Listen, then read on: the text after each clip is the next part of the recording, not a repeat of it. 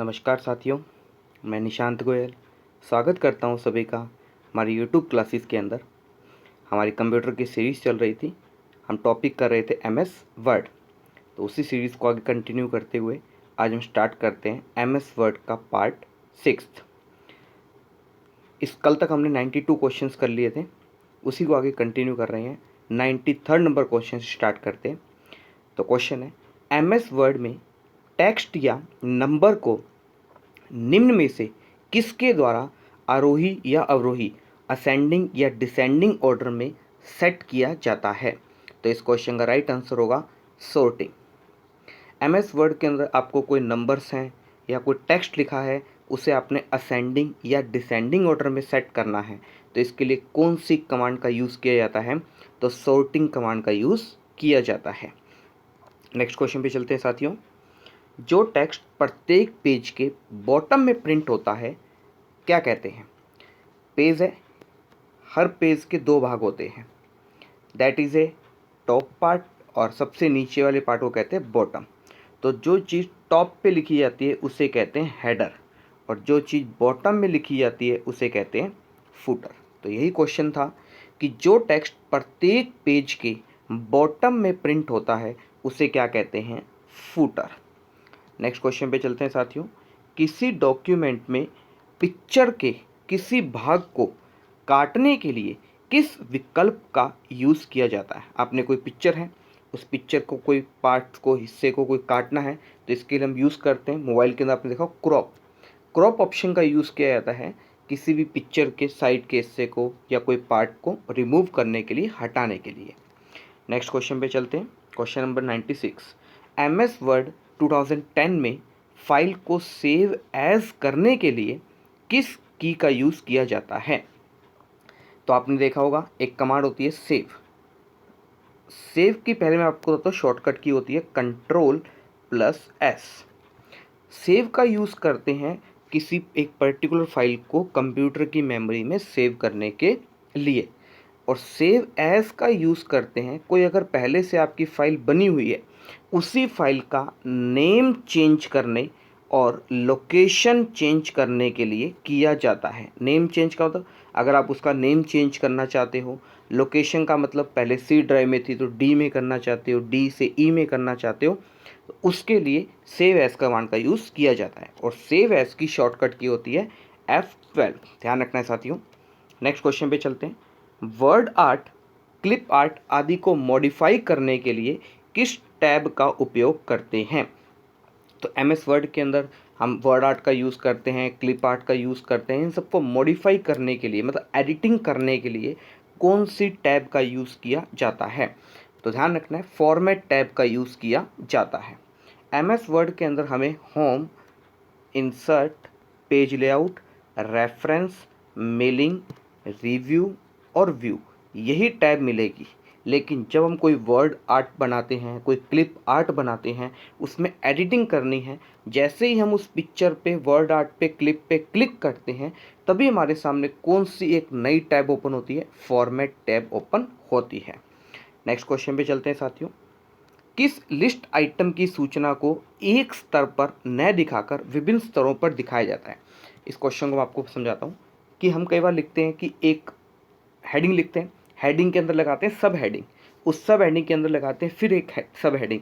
जैसे मैंने लगाया फर्स्ट, फर्स्ट के अंदर हम, जैसे फर्स्ट पे मैं लिखा मोबाइल, मोबाइल के अंदर फिर मैंने लिखा ए, या फर्स्ट पे मैं लिखा टेंस, टेंस के अंदर मैंने फिर लिखा पास्ट, फिर इसके अंदर पास्ट के अंदर फिर हम लिखते हैं क्या? इस प्रकार से हेडिंग, हेडिंग के अंदर सब हेडिंग, सब हेडिंग के अंदर फिर सब हेडिंग।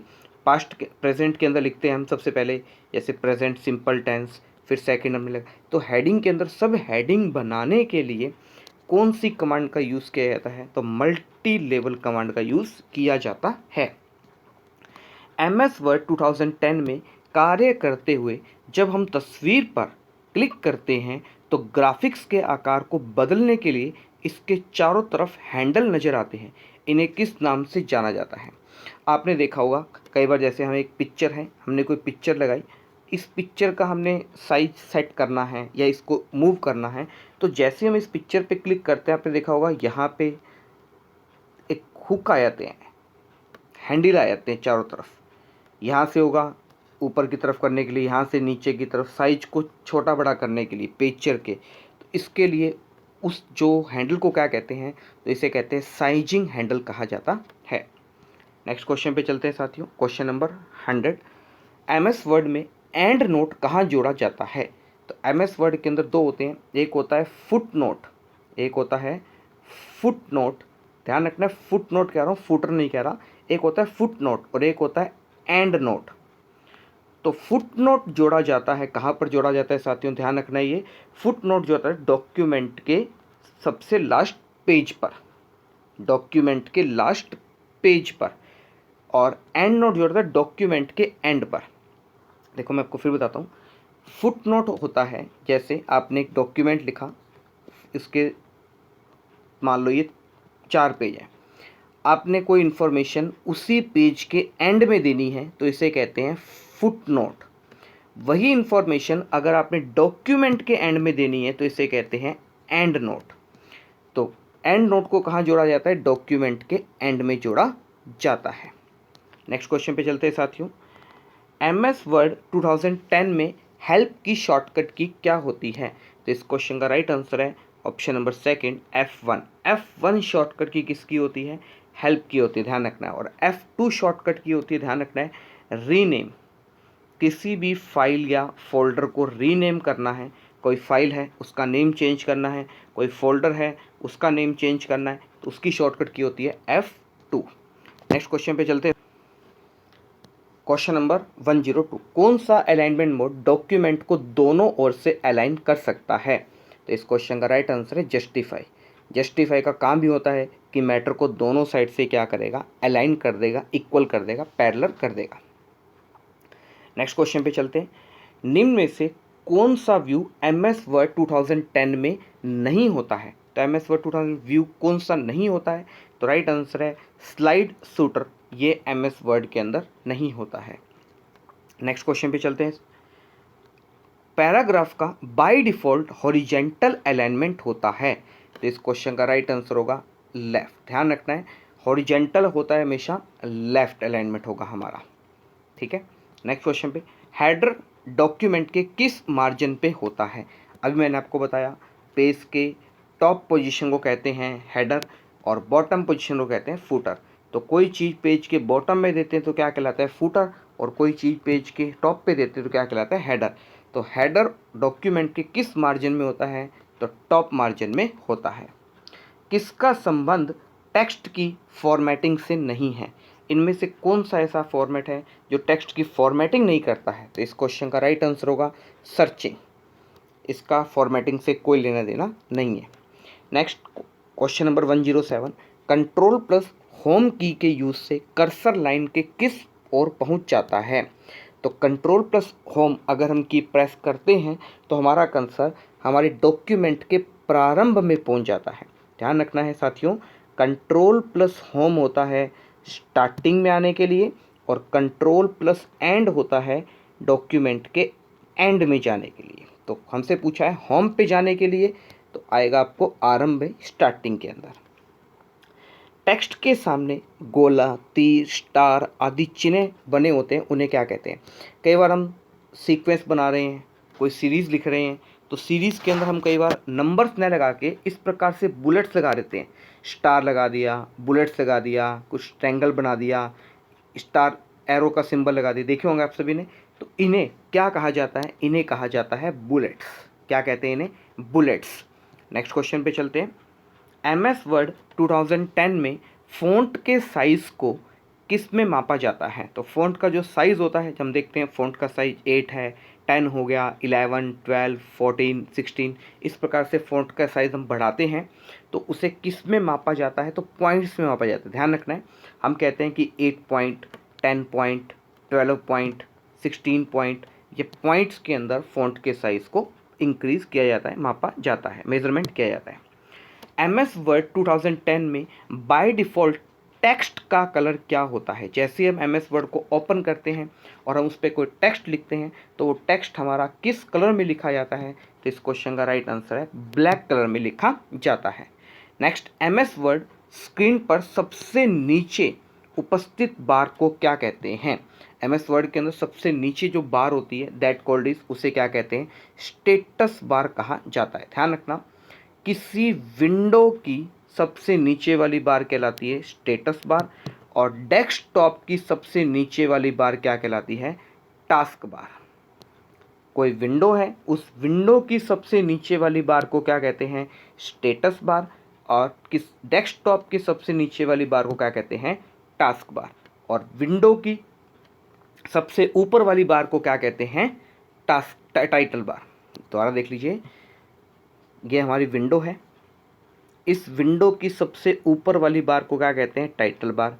विंडो की सबसे नीचे वाली बार को क्या कहते हैं? Status bar. और डेस्कटॉप की सबसे नीचे वाली बार को क्या कहते हैं? टास्क बार कहा जाता है। नेक्स्ट क्वेश्चन, एमएस वर्ड में बाय डिफ़ॉल्ट पेज का कलर क्या होता है? तो इस क्वेश्चन का राइट आंसर है बाय डिफ़ॉल्ट पेज का कलर होता है ब्लू। नेक्स्ट क्वेश्चन पे, किस कमांड के द्वारा डॉक्यूमेंट को प्रिंट करने से पूर्व देख सकते हैं? अगर हमने कोई डॉक्यूमेंट प्रिंट किया है वो कैसा दिखेगा, उसका प्रीव्यू देखने के लिए हम कौन सी कमांड का यूज़ करते हैं? प्रिंट प्रीव्यू कमांड का यूज़ किया जाता है। फ़ॉन्ट डायलॉग बॉक्स प्रदर्शित करने के लिए किस की का यूज़ करते हैं? फ़ॉन्ट डायलॉग बॉक्स अगर आपको ओपन करना है तो इसके लिए कौन सी शॉर्टकट की यूज़ करेंगे? Ctrl+D का यूज़ किया जाता है फ़ॉन्ट डायलॉग बॉक्स को ओपन करने के लिए।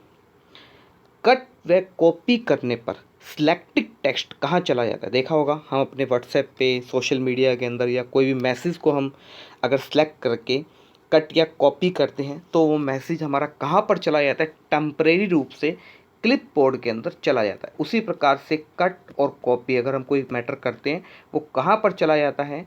क्लिप बोर्ड के अंदर चला जाता है। विशेष चिन्हों को इंसर्ट करने के लिए कौन सी कमांड यूज़ करते हैं?